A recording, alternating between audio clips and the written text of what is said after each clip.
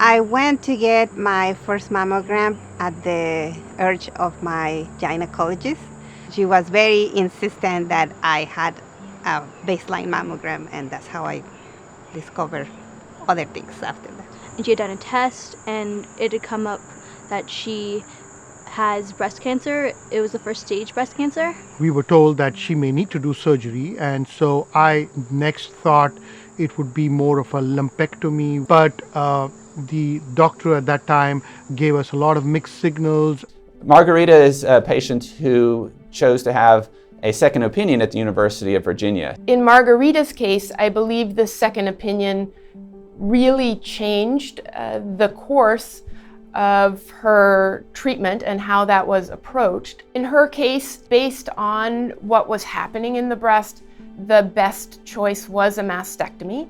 This was then combined with one of our plastic surgeons who performed an immediate flap reconstruction using some of her own tissue. When she went to the operating room, we were already able to perform a surgery directed at treating breast cancer, as opposed to a surgery that could only help diagnose a breast cancer.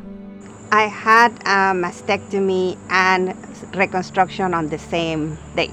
So I think Margarita has a great attribute of being willing to ask questions. She's not afraid to ask what's going on and why are you recommending this treatment. And she was also willing to share some of her struggles. And so being willing to share what's going on both with your treatment and with your personal life, I think improves the chances that we're going to be able to help you through a cancer journey. Physically, the lowest point was when I came back from surgery and I couldn't do very much. But mentally, the lowest point was in the middle of radiation. Everything seemed to be just piling up. So it just felt too much.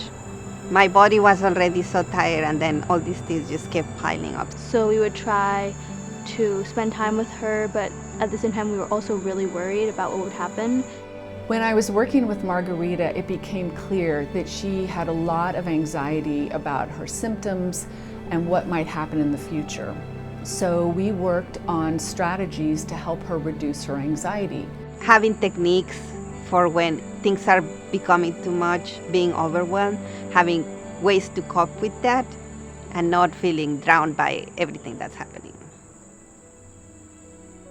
When I was first diagnosed, I looked for answers and support also from other friends who are survivors of breast cancer or other type of cancer, just to have ideas on what things were gonna be. And when I saw the opportunity on one of my appointments to Dr. Dillon to become a peer partner, I jumped into that right away because it felt like a natural way of volunteering. I'm very proud of her doing this work, talking to cancer patients and having an opportunity to, in some ways, be the listener, be a counselor. The two things we always wanted to do, and especially her, we all want to have an impact.